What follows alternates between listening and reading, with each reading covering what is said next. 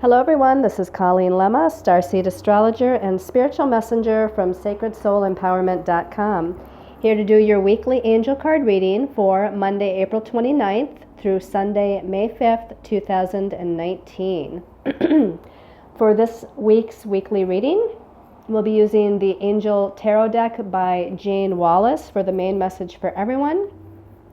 And your special message card this week, depending on your stone of choice, comes from a brand new deck that I have called Black Moon Astrology Cards by Susan Shepard. So just a reminder too that this week's weekly reading brings us into the new month of May, a whole new month with a brand new energy. So make sure that you go onto my YouTube channel and watch that monthly angel card reading for the month of May as well. It should be up soon. Okay, so let's go ahead and take a look at your stones of choice to start. So your first stone of choice is this beautiful fluorite. Now fluorite comes in different colors, and this one happens to have the green and the purple in it. So beautiful green and purple, and of course the green relates to the heart chakra, the purple relates to the third or the crown chakra. And it helps to kind of align the mind, that crown chakra energy, the mind with the heart, that heart chakra energy. So aligning the mind with the heart. This is also a great stone to cleanse and purify your chakras. And it's a power source or a power stone that helps to magnify energies, magnifying intentions, or magnifying a positive situation if you use it in that manner. So it just helps to magnify energies. Your second stone of choice is white howlite. And white howlite helps to strengthen one's memory. It helps to teach patience, that wonderful P word that we all love so much. It helps to bring a sense of calmness or calm communications with other people. It helps to facilitate awareness. And it encourages emotional expression. And then your last stone of choice, excuse me, is azurite malachite. So you can see the green malachite in there that relates to the heart chakra, and of course that azurite, that indigo blue color, of course, relates to the third eye chakra. So this helps to stimulate creativity, helps to stimulate and increase one's intuition or psychic abilities. Helps to encourage action and the allowing of change in your life. And it also is a stone that helps with emotional healing and bringing in again that sense of peace and calm. So again, your stones of choice is the fluorite, the multicolored fluorite, the white howlite, or the azurite malachite. So I also want to apologize up front if you hear any sniffles or coughs or anything. I am trying to get over a cold. I shouldn't say try. I am getting over a cold. So I apologize for that right up front. But let's go ahead and talk about the astrological energies for the week before we take a look at the message from our angels and guides through the cards.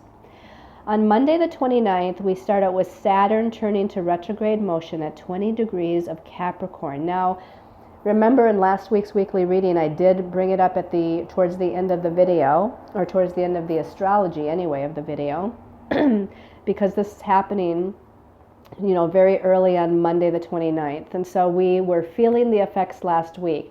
Saturn is about responsibility, so there could be more responsibilities. You feel like you're carrying a heavier burden.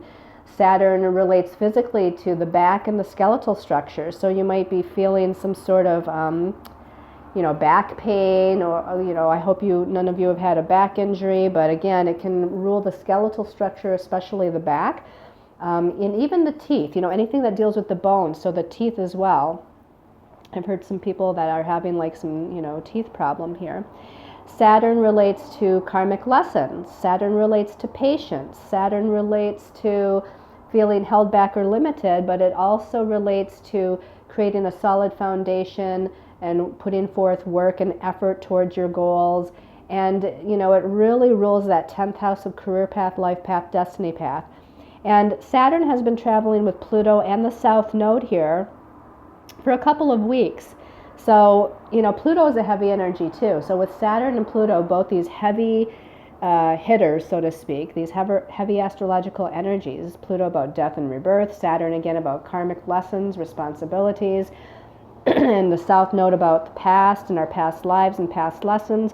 This is really bringing in a lot of situations, circumstances, and maybe even some relationship dynamics from the past that need to be looked at and karmically rebalanced. Now, Saturn is a slower moving planet, so it's going to be retrograde from Monday the 29th of April all the way through till September 18th. It's going to go all the way back from 20 degrees of Capricorn to 13 degrees of Capricorn, so only covering 7 degrees there by the 18th of September before it turns back to direct motion. So we're going to feel this mostly, as it's turning retrograde, and then again when it turns direct. But Saturn is a fast enough moving planet that, of course, it's going to internalize that energy with retrograde, and we're going to need to find our inner sense of responsibility, our inner sense of authority, which Saturn also rules, our inner sense of structure and stability within our lives. And then when it turns back to direct motion in September, we can then allow that to kind of manifest in our outer life as well. And it doesn't mean that while Saturn's retrograde, we can't manifest anything or we're not responsible for anything in the outer world, but it just, again, it internalizes the energy of Saturn so that we're doing a lot of that Saturnian work on an inner soul level. Now, Mercury is the highlight here for a lot of what's happening this week, Wednesday and Thursday, and even Tuesday, because what happens on Wednesday happens early in the morning hours in the United States. So on Tuesday, Wednesday, and Thursday, we have Mercury challenging Saturn, and then Mercury is going to challenge Pluto, and then Mercury is going to make a positive trine aspect to Jupiter. So on Tuesday, Wednesday, Thursday, when Mercury is squaring Saturn and Pluto, and remember, Saturn has just turned retrograde, so it's going to intensify that energies of Saturn and the lessons that we're here to learn. Mercury is the planet of communication, thoughts, our mind, our belief systems in some ways, even though Jupiter also definitely rules belief systems. Mercury is usually the ruler of the lower mind, and Jupiter is the ruler of the higher mind. And both of those planets are involved here Tuesday, Wednesday, Thursday. But again, with Mercury challenging Saturn and Pluto, we're going to feel challenged in our mind with our own inner thoughts and also in communications with other people. We might limit ourselves or hold ourselves back from speaking our truth with that square to Saturn, or challenge to Saturn. Saturn can bring insecurity issues. And that square or challenging energy to Pluto, there could be some power and control issues, communications with other people to where power and control situations kind of come out into the forefront. So there's some difficulties there Tuesday, Wednesday, Thursday, but then also later on Thursday, Mercury makes that nice positive trine aspect to Jupiter. So whatever, is happening with Mercury, Saturn, and Pluto, it kind of works itself out by later on Thursday. Again, this is United States, Pacific time, Eastern time. And Jupiter, expands us.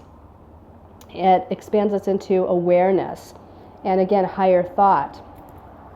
And Mercury, again, is that lower thought. So there's an alignment here that's happening with the lower mind and the higher mind as we get to later on Thursday. And, because Mercury is in Aries and Jupiter's in Sagittarius, and those are fire signs, there can be some very creative networking or creative ideas that come out of that Mercury-Jupiter connection as well. Now, on Friday and for part of Saturday, we're in the dark of the moon phase before the new moon, because the new moon happens on Saturday the 4th. And the new moon takes place at 14 degrees of Taurus. So there's a new beginning here. And the new beginning is with our personal resources, Taurus. It rules money, it rules finances, it rules focused work and effort, building something, building, again, that solid foundation or a sense of security. Putting in time and effort with that new moon. Now, again, this is a new moon cycle, the beginning of a new moon cycle on Saturday the 4th. Friday and Saturday, we go through that dark of the moon phase where there's little light, that's being reflected here.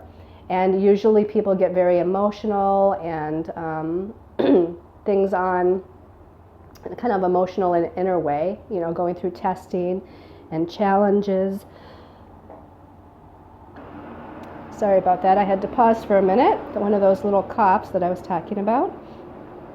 But we're feeling, a little internally tested with the dark of the moon phase.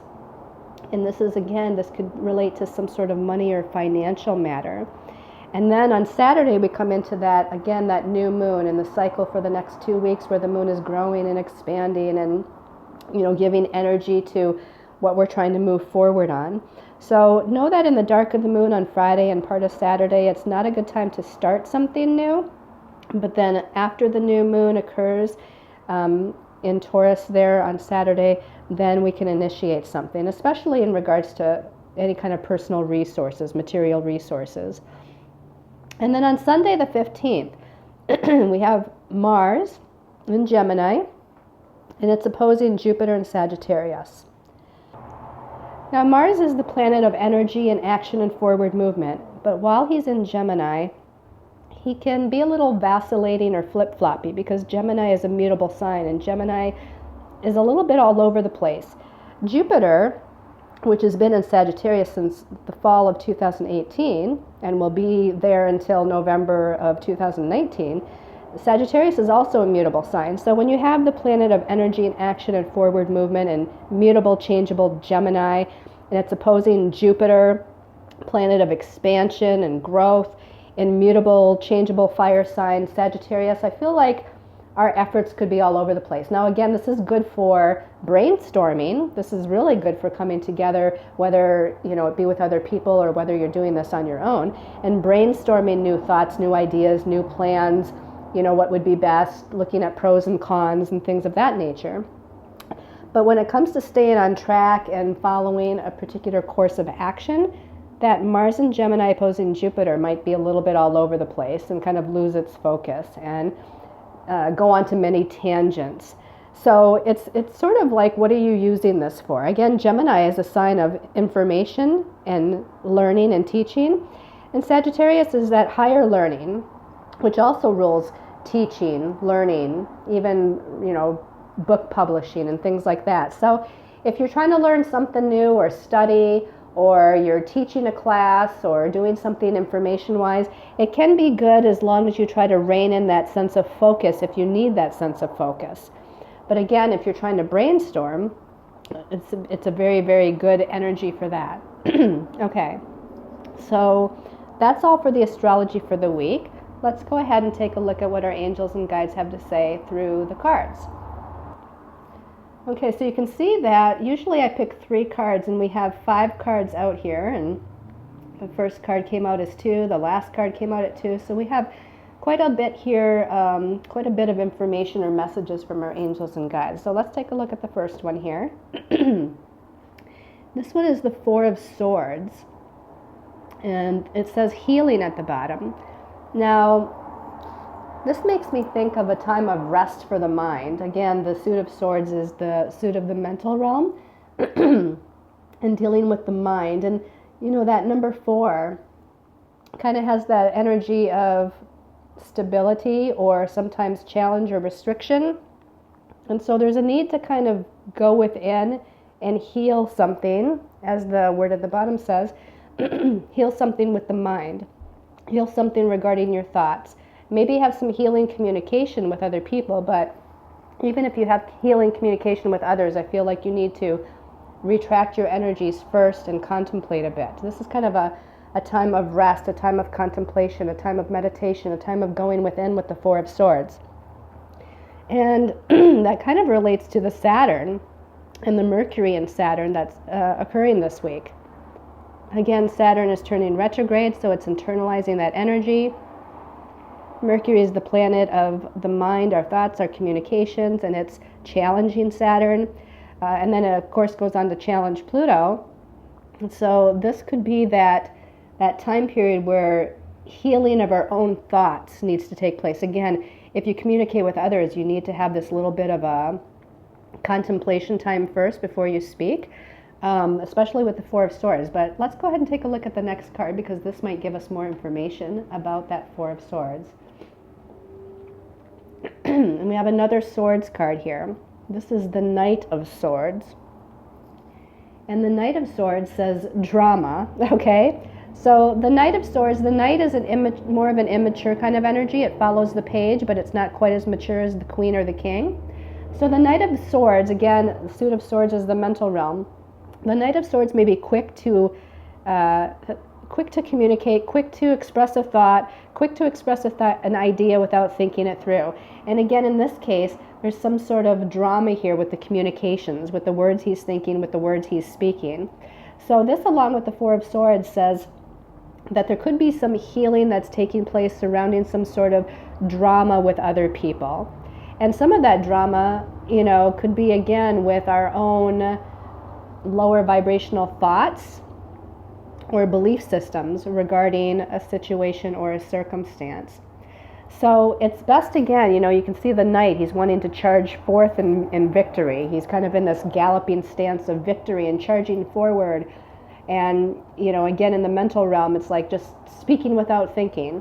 And I think this is a message from our angels and guides saying, hey, slow down here a little bit, you know, slow down, contemplate, and wait. Allow healing of your thoughts to take place before you just go charging ahead to say what you think, which might hurt other people's feelings or might just be a knee-jerk reaction that's coming from you. Also, to be aware that this could be coming from other people as well. And to, again, you know, allow this kind of contemplation period, even if it's communications that are coming at you from someone else, because they could be, you know, being set off by something you're doing or saying. Now, that doesn't mean that there's any fault here involved. You know, it's not like there's something wrong with you or you did something wrong. But it is saying that, hey, they're reacting to a pattern in their past. They're reacting to something that's occurred for them, maybe karmically with another relationship or within another situation. And that's that Saturn influence. Saturn rules the past. Saturn rules karma. And so there's definitely something going on here with our thoughts and communications. Let's go ahead and take a look at this card. Excuse me. And this is the Six of Swords. Now, this says resolution. Well, that's a wonderful message to follow up the healing of drama. So this is kind of like after Mercury squares Saturn and Pluto with the challenging energies there, it makes that beautiful positive trine to Jupiter. And resolution can take place. So by later on Thursday and going into Friday, there can be some sort of resolution to our own negative thoughts or belief systems, or some sort of challenge within a relationship, or, you know, in communicating with other people. There is something that gets resolved here. So whatever the previous drama, quote unquote drama, is all about, it gets healed rather quickly. And we don't have to carry it and move forward with it. We can actually allow it to kind of be rebalanced and, you know, allow that resolution to take place, okay? And we're going to have a higher understanding of it. You know, with Mercury in a positive aspect to Jupiter, we have a higher awareness and a higher understanding of what this was all about to begin with. Okay, let's look at this card here. Okay, we have the Ace of Pentacles. Love the word at the bottom of this one. This is abundance with the Ace of Pentacles. Excuse me. The Ace is a new beginning. And this is like the new moon in Taurus. The Pentacles is the suit of earth, the suit of finances, the suit of money, the suit of career, the suit of business. It's the suit of tangible, material situations and circumstances. And this is saying that there's a new beginning. Now, abundance, we think of finances, but I think abundance can mean many things. So there can be abundance of blessings in other ways. And this is asking you to make sure that you're open and allowing to what those other blessings might actually be. This is just saying that there's a new beginning on the manifesting realm. There's a new beginning on the material realm. There's a new beginning on the career life path realm. And the new beginning with finances and money as well. So this is a very positive indication. And I feel like it's not instantaneous. You know, the Ace is like planting new seeds. It's a beginning of a new energy. We have to allow that energy to grow over the course of the next few days and perhaps even few weeks to see the tangible manifestation of our efforts. With the Pentacle suit, we have to put towards an effort, towards allowing something to grow and manifest. So just be aware that this is going to also come with time, this abundance. Let's look at the last card here. And the last card is the Eight of Wands. So this is definitely a fiery energy here. And it says journeys, the Eight of Wands and journeys. Now, it came out with this last card. And if we think again, what this last card was about. The beginning of a tangible new energy. And this is saying that, this is actually saying that there's something quick and fast coming in, because the Eight of Wands is about a flurry of activity or a flurry of movement. There's usually a lot going on with the Eight of Wands, to where there's a lot of busyness or lots of irons in the fire. Now it says journeys. So I feel like we're on a journey towards this sense of abundance, stability, and security. And in our journey, and actually it's plural, so in our journeys, we might be trying many things or walking many paths or brainstorming many ideas.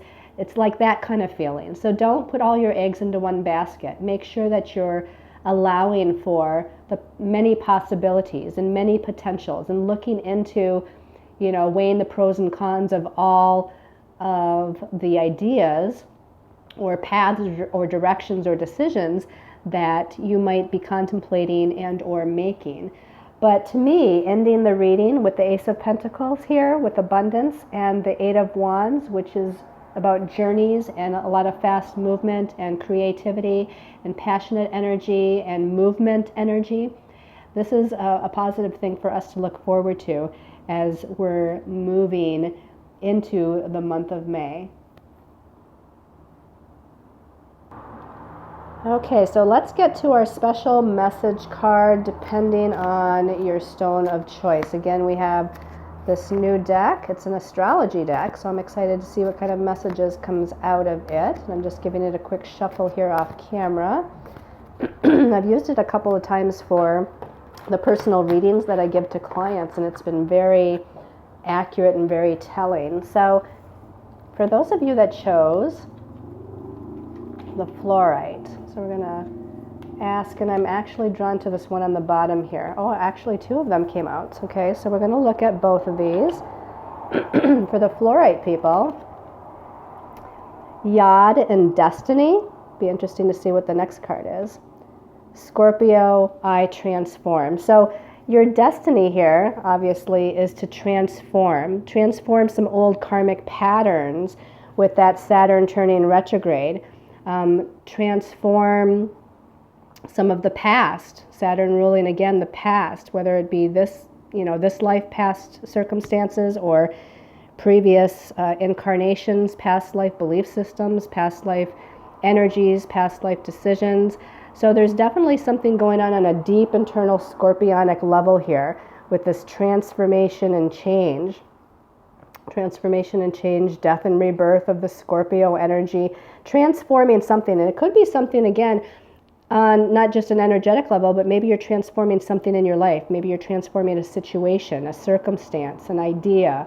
But whatever it is, it's destined, it's fated, it's meant to be. So there's something, whether you make a decision or not, that's happening here. The Yod is known as the finger of God in astrology. It's actually an aspect pattern involving 3 different planets. And they call it the finger of God because it is like the finger of destiny here. It's kind of destined or fated to be. So transformation is taking place of your life. Whether or not you want to participate in that change is up to you. So, change is going to happen anyway. The universe is guiding you through this changing time. You can either fight it, which is going to cause more of a challenge in your life, or you can go with the flow and allow this change and transformation to take place. So I would definitely kind of like surrender, go with the flow, and make the changes that you're being guided to make, because again, it's destined for you in this time. Okay, for those of you that chose the Howlite. So actually this one's calling my attention right here for Howlite people. This one is about South Node, life debts. Now, I mentioned that Saturn, Pluto, and the South Node are traveling together right now. And it has been for probably about a couple of weeks. And it's going to continue to do so for a while. So it's giving us time. It's giving us time to heal the past. Heal the past again in this life, heal the past in previous lifetime circumstances, situations, relationships. Again, the South Node brings in our past life gifts, talents, and abilities, but also brings into this lifetime our past karmic debts or karmic challenges. And so this is about releasing some of those, again, life's debts, karmic challenges, if you will. So if there's a karmic pattern in your life, a karmic challenge, and most of you know what your soul challenges or spiritual challenges are. There are those lessons or circumstances or situations that seem to happen over and over and over again. Like, why do I keep getting involved or attracted to the same kind of person? Or why do I always have the same kind of situation happen in my work career? You know, why does it happen again and again? Maybe it's a family dynamic. Why does there seem to be this repeating theme in my family? This is about those life's debt, karmic debt, past life kinds of situations. So you're going through a healing also. You're going through a healing of releasing, letting go, understanding, having awareness, transforming and transmuting those past life debts. Okay? Wonderful. And also they're saying to look for the gift as well, because with every past life karmic challenge, again, the South Node brings in our past life gifts and abilities too. Everything we've gone through gives us some sort of gift or blessing or awareness for our soul growth and evolution, our soul's journey, our soul's evolution. You know, this is why we're here, in part. Okay, and then for those of you that chose the Azurite Malachite, let's see what comes out for you all. This one's calling my attention, Azurite Malachite people. Wow, isn't that interesting? Now we got Saturn. So these are all heavy-duty messages from this deck this time. Saturn and the truth, okay? Saturn rules, again, responsibilities, bringing things into manifestation, third-dimensional time and space.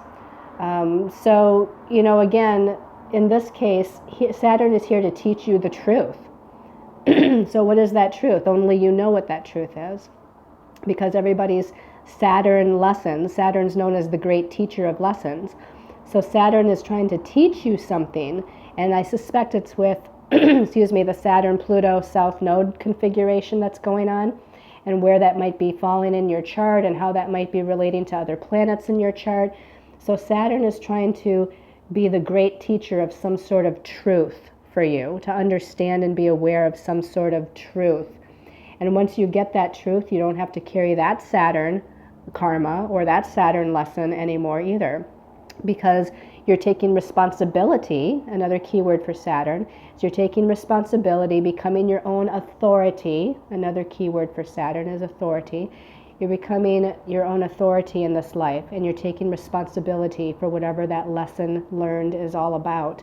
And it's almost like graduating. You know, Saturn's like teaching you something, and then you get it, and then you're like, aha, and then you kind of graduate on a soul level to the next step on your path.